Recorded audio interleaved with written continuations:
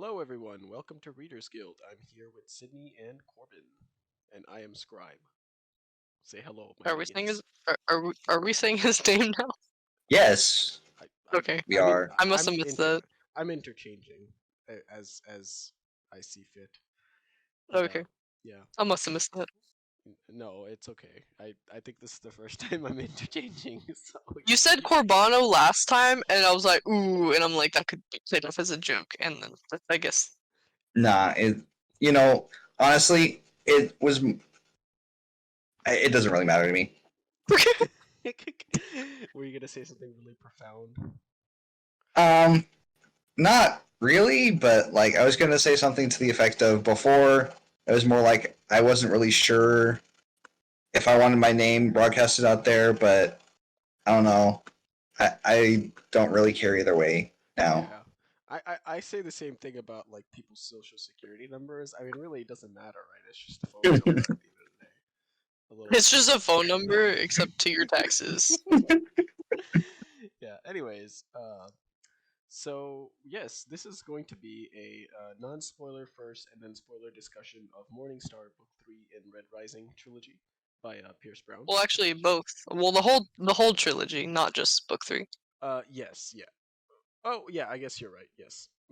I am losing track of what was being done. Oh well. Anyways, yes, non-spoiler for the whole trilogy, and then spoiler for the whole trilogy. All right.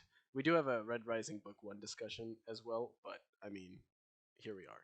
Anyways, we have now all read the book 2 and 3, and right off the bat, I guess whatever's everyone's individual book rating out of 5, and then I guess series as a whole, and just general thoughts about the series. Anyone can go first. If not, I can just go.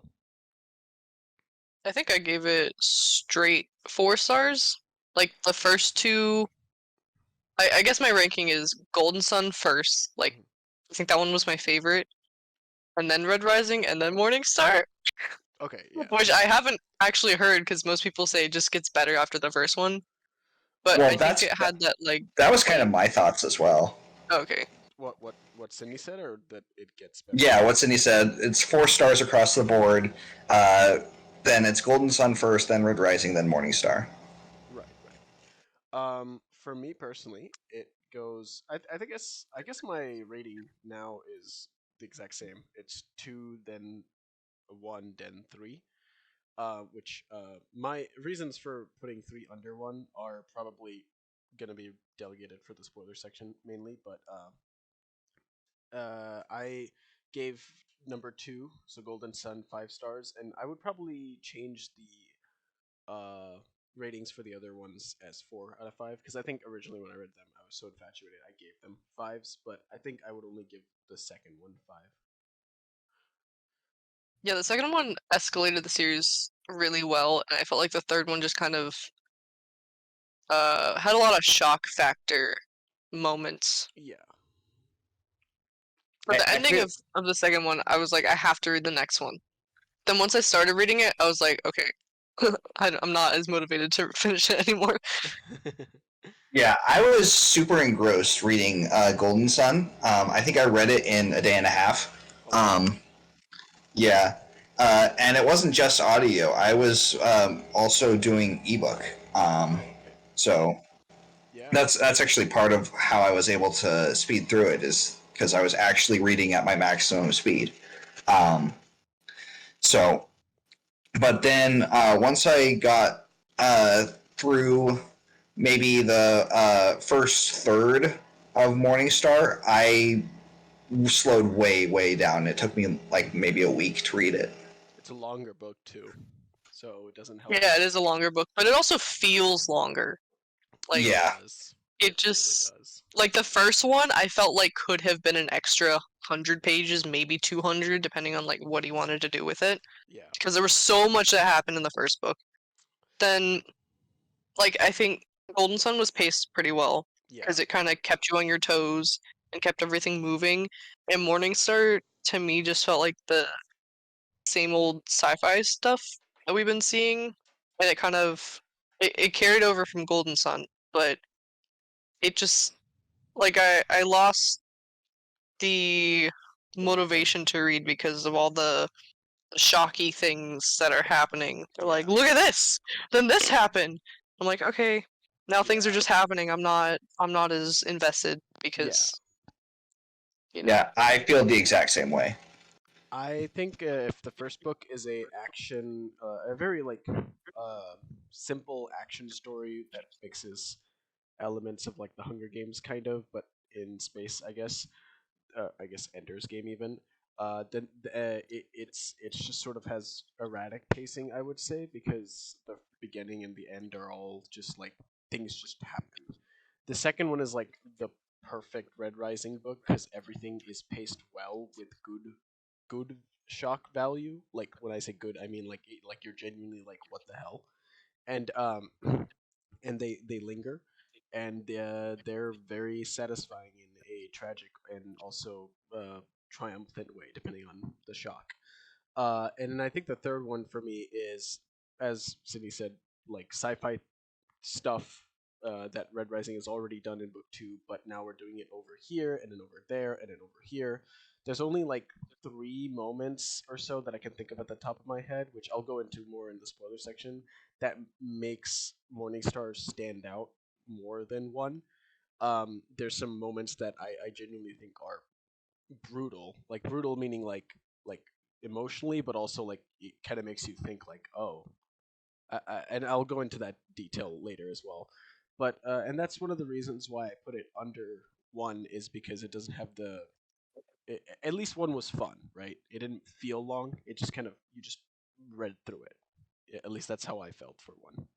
Yeah, I think the pacing was a little off. I mean, I said it in the Red Rising discussion, but I felt like the beginning was super fast, and then I didn't realize that the second bit was just gonna be the same thing. Yeah, So I was like waiting for that to finish, and then it just didn't, and then that was the end of the book, and I was like, oh, okay.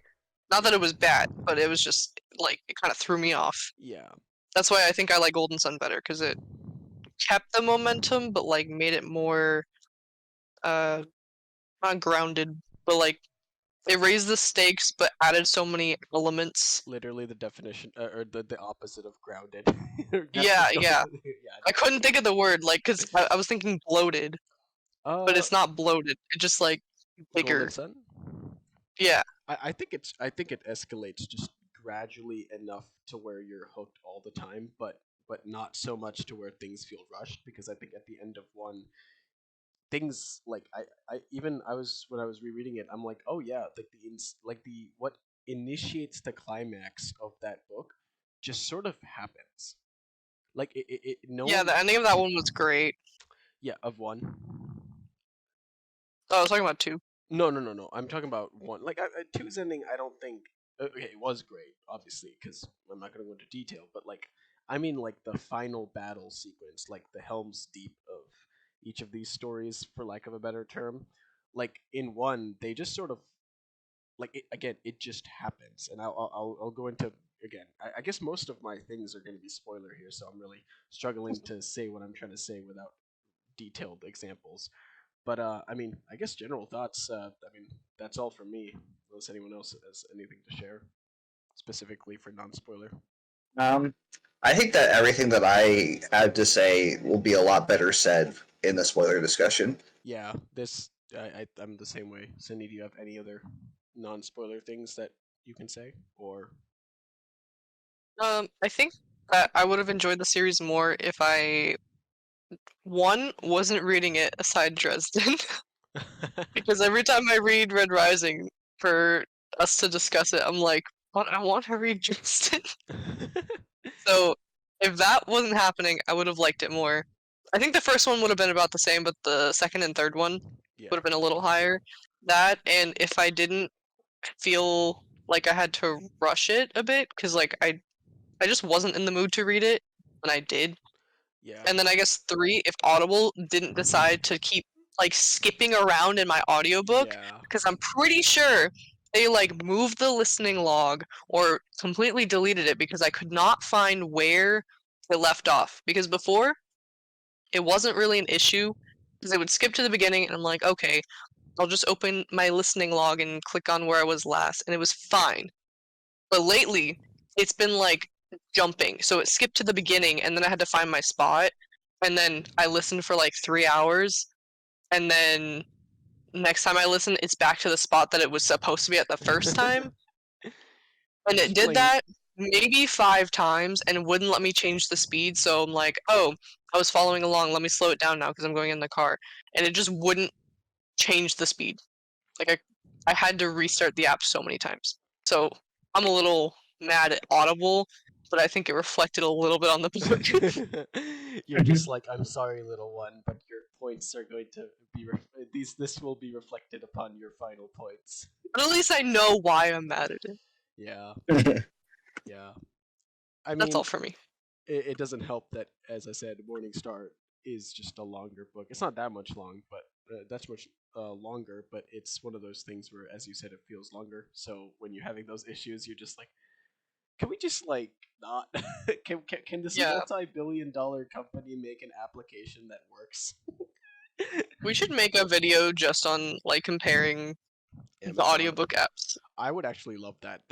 Look, I that would be so cathartic to just rant about applications. And anytime an application that sorry, side tangent. Anytime an application that is better than like Amazon or like something that Apple puts out, I think the blame 100% should be extremified. How dare they have incompetency with such money? I'm sorry, Okay, thousand but the dollars card. fact that the library has a better app than them, Yeah, I don't think it's the library's app. To be fair, I think libraries just you. hush. It's the library's app. Well, I think it's even more impressive that it's a third-party thing that just libraries tend to use. And yes, it is just so much better. One, it's free, but The you know, fact that I can even see my percentage that I read, like Audible doesn't even show you. You have to like guess. You have to like close out the app and like swipe down so you can see the player, and then you're like, that's about a third of the way through. Where Libby is like, you are 35% through, and I'm like, thank you. I just passed the third mark. yeah, I think Audible should be ashamed, honestly, for any thing that it does worse than its cohorts, its competitors. How dare you? billion Hey, Amazon dollars. made Rings of Power. This is not again. This is not exactly evidence that supports No, Amazon. I was just saying, like they made Rings of Power. What do you expect from them? Uh, Honestly, yeah. yeah. Honestly, why are we even looking at applications? Just go to Actually, the. Rings of Power and Audible are pretty close. Yeah, Neither are awful. They like get the job done. but They you're can also be like enjoyable, but like it's you're like just if you put that wondering. much money into it, then like Yeah, why was it not better than everything else? yeah. We're digressing very harsh. So I guess this is a good little buffer segment to warn people that we're going to be heading into spoiler territory now. So at least they got that out of it. Let us talk about the ending. Yes. Yeah. I was enjoying it because Sever. I mean, I didn't want Sever to die, but I was like, bro, Sever just died. His arm got cut off.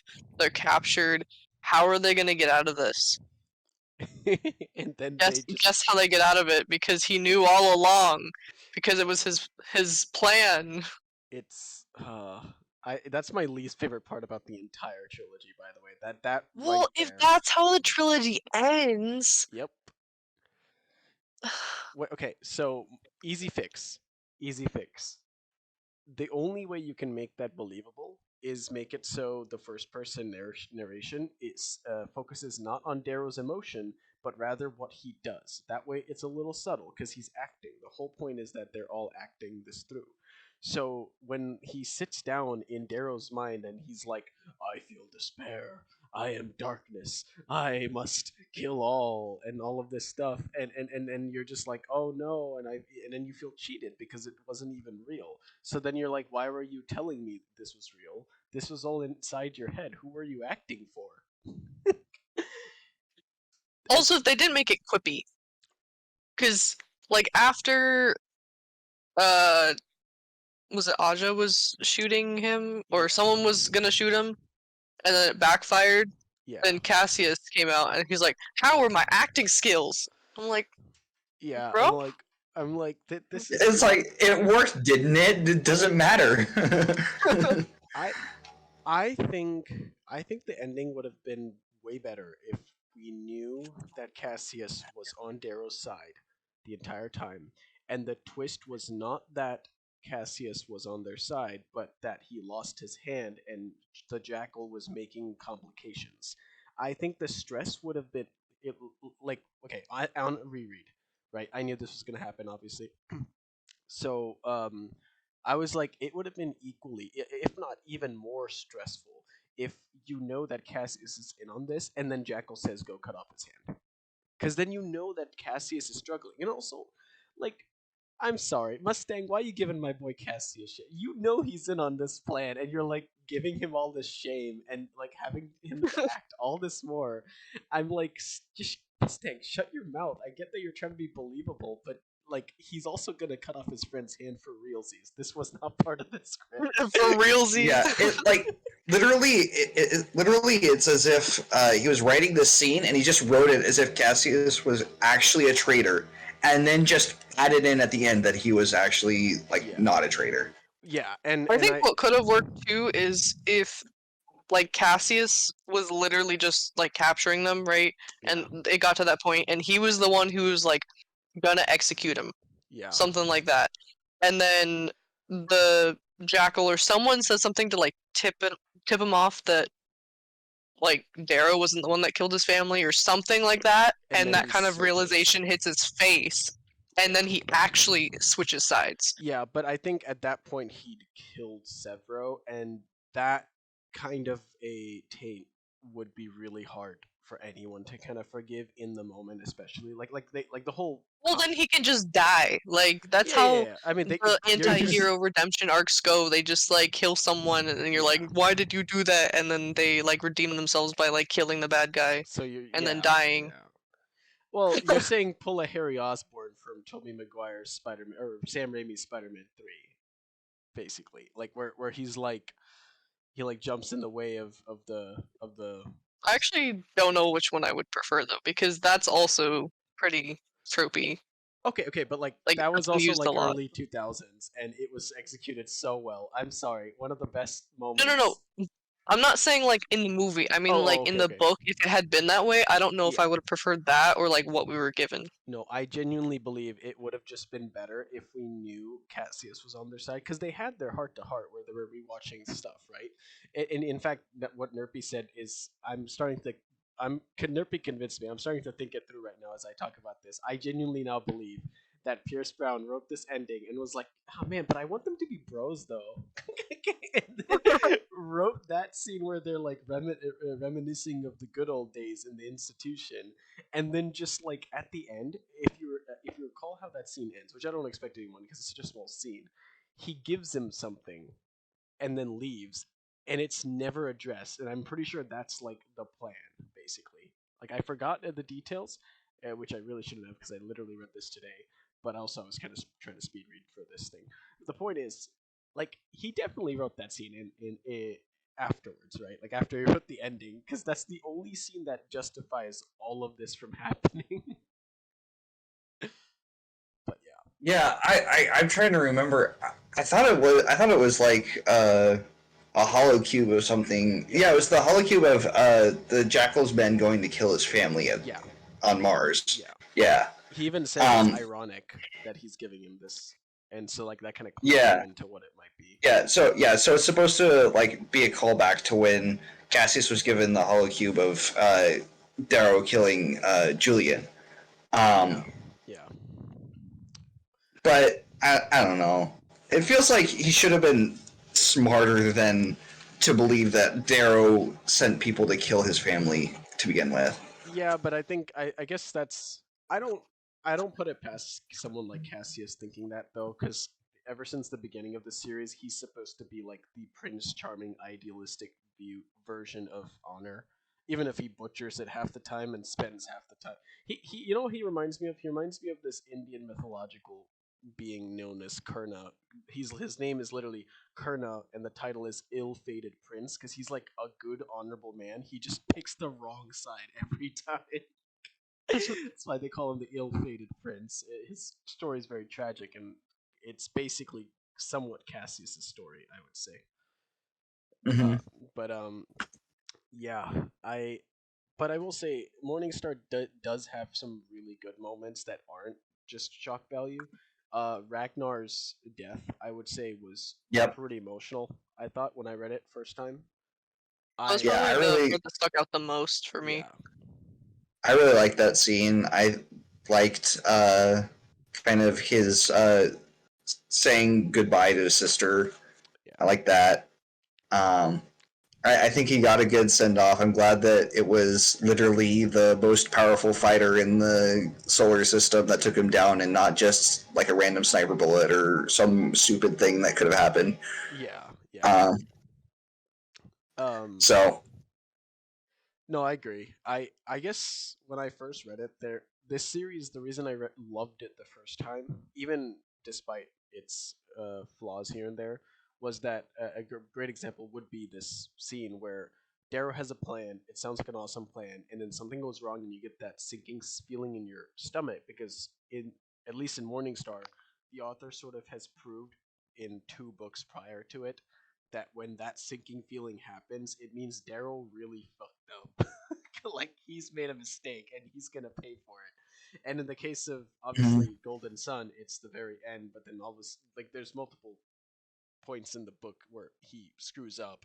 In this, it's like the ambitious, like we can kill Aja and Cassius in one fell swoop, and they lose like the whole reason they were here for. And I think that is like a perfect like the hero screws up and they suffer for it. And I think a lot of books don't do that. And if they do, they mhm, don't do it enough to where it's like I don't know. Mistakes in the series felt like they mattered as opposed to a lot of other books that I've read. And I think the only place that it truly fails is the climax, the whole yeah, no, uh, cop out, I suppose. See, I didn't feel the same way because every time he got like knocked down, I'm like, okay, he's gonna get out of it, but like, how is he gonna get out of it? And then he just does. Yeah, but Normally, it's like someone coming to save him or something. Yeah, but I mean, I guess that's a fair point. I mean, he does get back up, but I think for him dying was never really a bad enough fate. It was always his friends around him dying. Like, if anything, he would have rather died there than not Reaper, Ragnar, right? Like, I mean, his failures basically just caused his friends to die or suffer around him, and I think, like, you could say that if that's the trope that you're leading up to, then that's not really much of a but then what else? Like the guy lost his hand. He lost.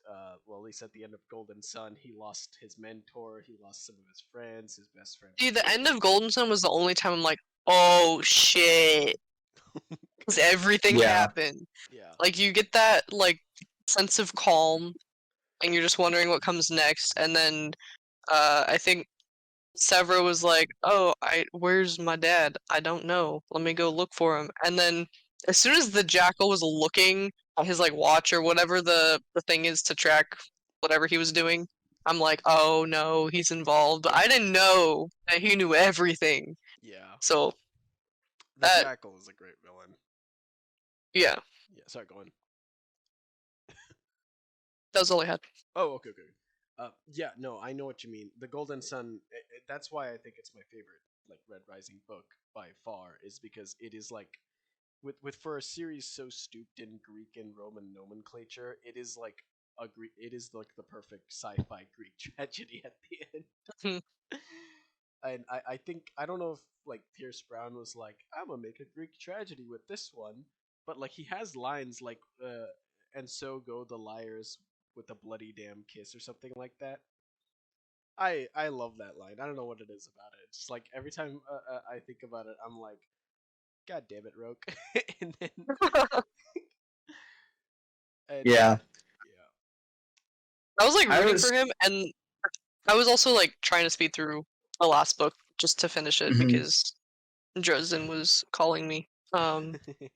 I could not answer, but I was just listening, and I'm like, did Rogue just kill himself? But I like go back, and I'm like, he just did, didn't he? Like, Yeah, it just kind of happened. I don't yeah, know. I was very sad for him, but Yeah, I wish he had whenever like a little redemption arc, but the thing is that I was banking on Cassius getting a redemption, Yeah. From even from the moment where he stabbed Darrow, I was banking on it. Um, and so when Roke betrayed him, I kind of knew that if this book were going to be like if this series were going to be any good at all, then you could only it only had like the I don't know, it only had enough room for one redemption arc. Yeah, That's what I'm trying to Yeah, I say. think as soon as the book started, where he was coming out of the, what was he in, like a table or something? yeah, he was under the table in a box. Oh, under the table. I'm like, you're just imagining him in like a barrel or something. It was kind of weird. But like in a tomb at the same time. Like I don't know. Um, wait, tomb? Yeah, no. No, no, yeah, What's it you're right. called? A box, Okay. a coffin, if you will. Yeah, yeah.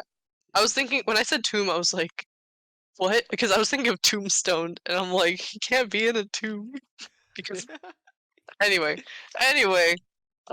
As soon as he came out and Cassius was like, giving him the pity eyes, I'm like, he's gonna have a redemption arc. That's Oh like when I yeah, knew.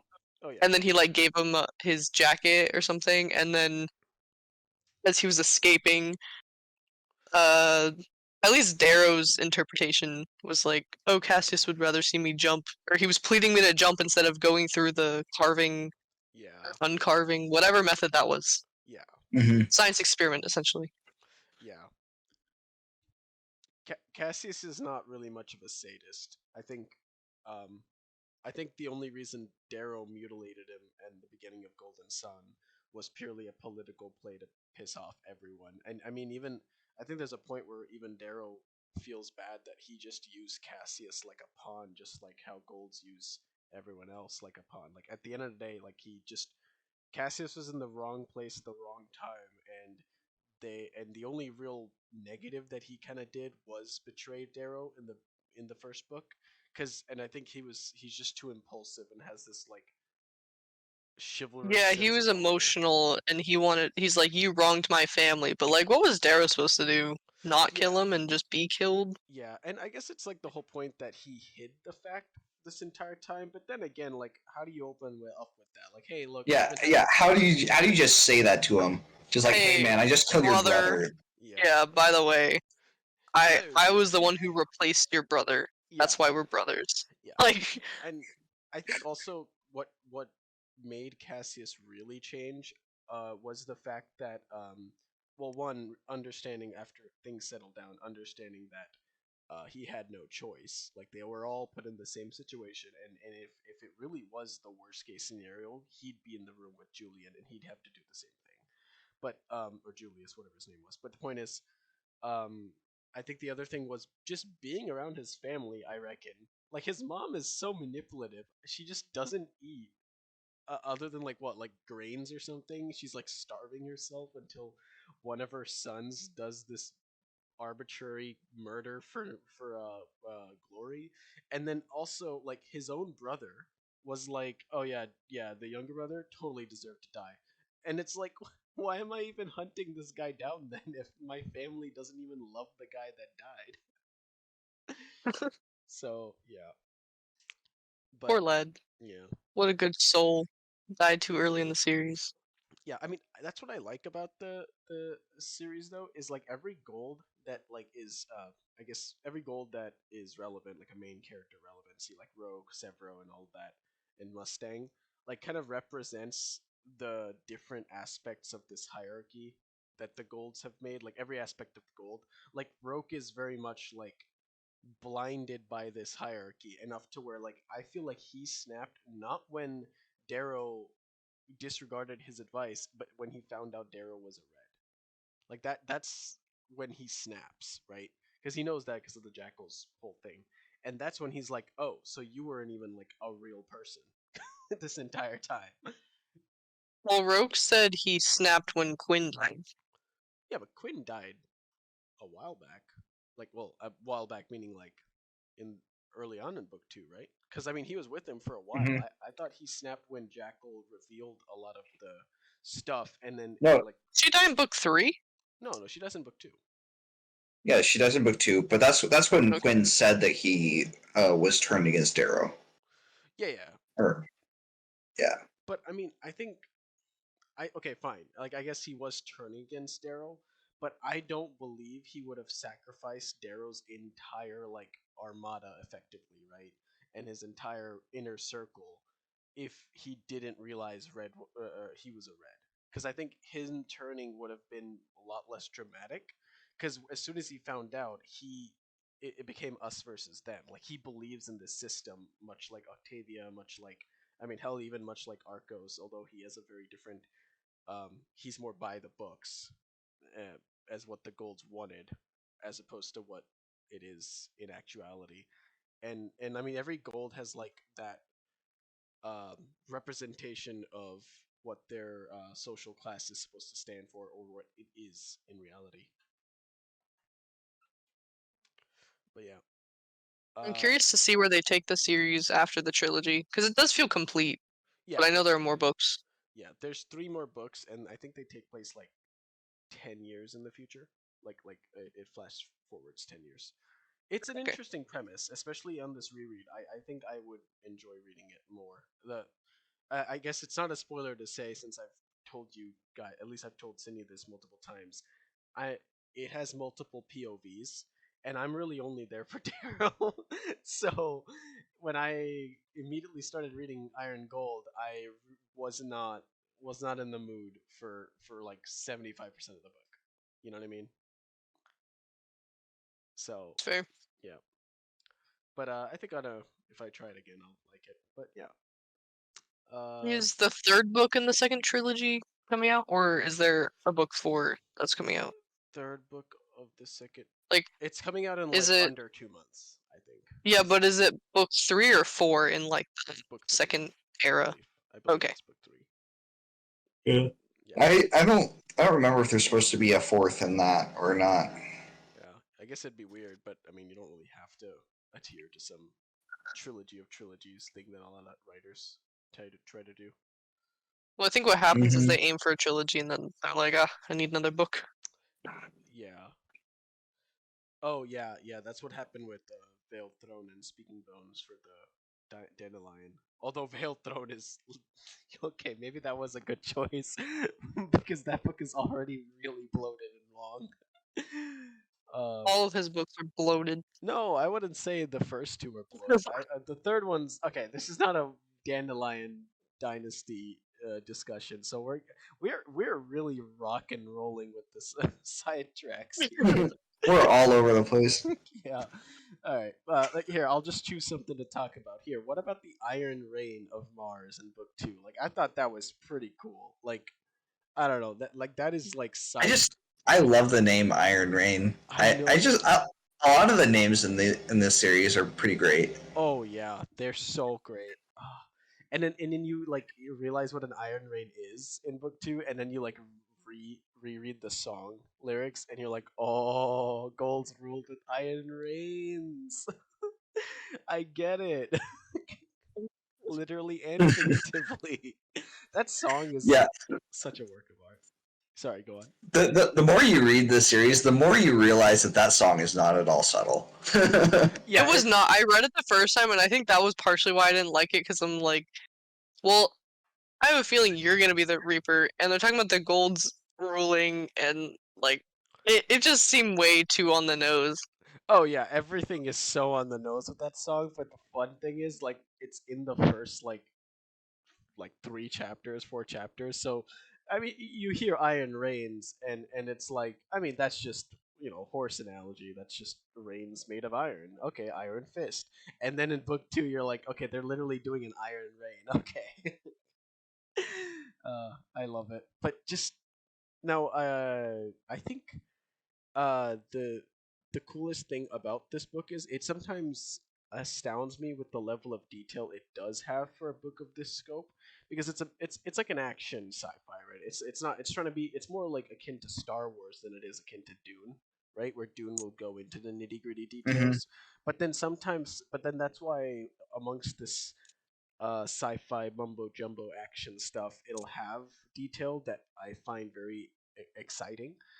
They mentioned in the War for Mars, in the Iron Rain, that when they land, they're like a very small piece of the puzzle. Like they're attacking a planet, not like what Star Wars does, where when they try to take Naboo, it's like one city.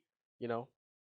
And so they assign people to various hemispheres, and they discuss about how in the third book, if they continued this war, that in like it would take decades, and by then they would have spent all the helium-3 just to like take the place that makes the helium that is now like broken. So like what would be the point? And like little details like that don't need to be in there. Like you could just hand wave it and just be like, we don't have the resources or something like that, you know. But like he does discuss stuff like that, and I think that's also what I like. It's surface level depth, but it's depth that not a lot of other sci-fi's tend to add, at least of action sci-fi's and such. Yeah, Yeah, they I do don't a think good that I job with could that. ever. If I were to write my own thing, I don't think I could ever like think far enough ahead to things like that.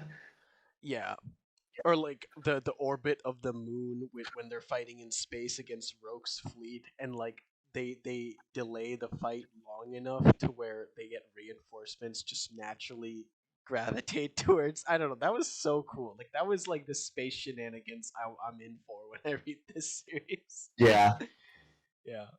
God. yeah, gotta have a at least a baseline understanding of gravitational mechanics in order to understand this series. Yeah. Yeah, I mean, but even then, it's like you don't even need to like visualize it. You just need to like you know when you're a kid and they tell you that Voyager is like in space and it's the furthest thing that's ever gone. And you're like, wow, what if it crashes? Like, well, actually, it uses the gravitational pull of the planets and moves the slingshot itself. And you don't need to know what that means. It sounds cool. Magical slingshot. Nah, space slingshot, planetary slingshot. Oh, But did as a either of kid, it's you just magical. did Yeah. either of you ever notice like the Star Wars and Lord of the Rings references that they put in the book? I reckon I did when I read them, No. but I don't remember them. Okay, What were they? so I noticed two Star Wars references, but I only remember what one of them was. And the one that I remember was that someone said a wretched hive of scum and peasantry, and in reference to the Oh, Howlers. oh, Um, yeah. Okay, okay, that's a good one. then the Lord of the Rings reference, well, it's actually a Hobbit reference that I noticed. It was that Severo gets an eyeball and he goes to Tactus and he's like, "I've got a riddle for you. What's in my pocket?" Okay, I do remember that Oh, one. I did. Yeah, Yeah. I got that one. Um, and then the other one was like, "This is where the fun begins," or something like that. I don't know. Yeah, the Um, banter in the ships was very much Star Wars reminiscent. yeah. Yeah, So yeah, those were just the ones that I noticed. I don't know if there were others. yeah. Speaking of, I don't know. I just think that's fun. I do think that's fun. They're subtle enough to where you wouldn't know them unless you're already fans of the other ones. Like they're not Hmm. pulling stuff like use the force. That would be I would drop the book. Yeah, like second to last page of the book. like, Like just and like then I didn't know I was reading a fan fiction. and then Darrow casts Force Lightning against the Sovereign. He knew he had powers of this. Okay, anyways, I mean, I guess Star Wars did take place a long time ago. Okay, so I was any an author, I would write something like this, but instead of messing up the ending like that, I would just turn it into some completely random like romance. Like I would have Darrow just start kissing Aja or something, and then like I don't know, well, make you it make know, it like fan fictiony, so people are so invested and they get to the end and they have to read to the end, right? Because they've invested themselves in two books and they've waited for the third, and then the end is just I mean, trash. if Ashley was here, she would tell us to write this fan fiction 10,000 words a day. And well, fanfiction.net exists for a reason, Cindy. I believe you have a talent. Well, I just have to copy like the first and second book and most of the third and just change the end. I'm pretty sure that's called copyright. I'm pretty sure I think that word. I think it's described by a word that starts with P. No. plagiarism. Yes. Nope. This is start. Nope. This is start with P. Cindy. What are you talking about? Maybe this is why I need to copy 3 books instead of just. Anyways, actually, okay. Let's play this. Uh, if Darrow and Mustang were not to be, who else would you ship Darrow with? Severu. Himself. Wow, those are some. I was gonna say like the obvious one would be like Victor or something. I don't know. I mean, she's been like I, flirting with I Oh him. yeah, think I I forgot about think her. I think Cassius is like a pretty big one. Oh yeah, yeah. Oh, I bet there's some fan art for that. Oh, you bet your sweet bippy there is. I've seen it. I have witnessed it. Did you draw it? No. He said he witnessed it. He has not created it. Wait, what? I can witness Or what what were his you? what he's creating. That's fair. You can witness. Behold. What? So, Derpy, explain to us, please, why were you were looking at Daryl and Cassius fan art? um. No.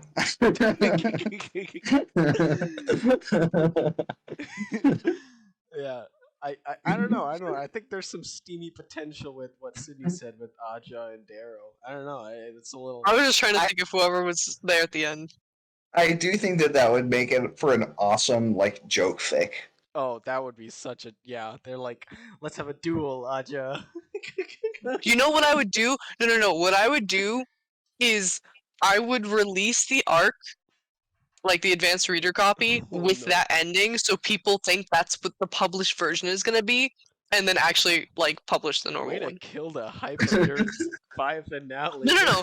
Because then everyone would be like, I need to read this, but give them limited access, so not everyone can read it. But like, because it's book 3, the people who really want to read it are gonna read it. Like, these are the people who are invested, right? No one's gonna randomly pick up a book 3 and Oh review it. no. So, you know, it'd be Oh great. no. I This need to is be an author. evil. Yeah, yeah, be an author. But yeah, I guess God, there's so much still to talk about, but I'm blanking. We have taken so many tangents this one, but it was fun. Every bit of it. I mean, does anyone have anything that's pressing on their mind right now, or have we just lost all? I guess you could say we don't really have an iron reign over this discussion, huh?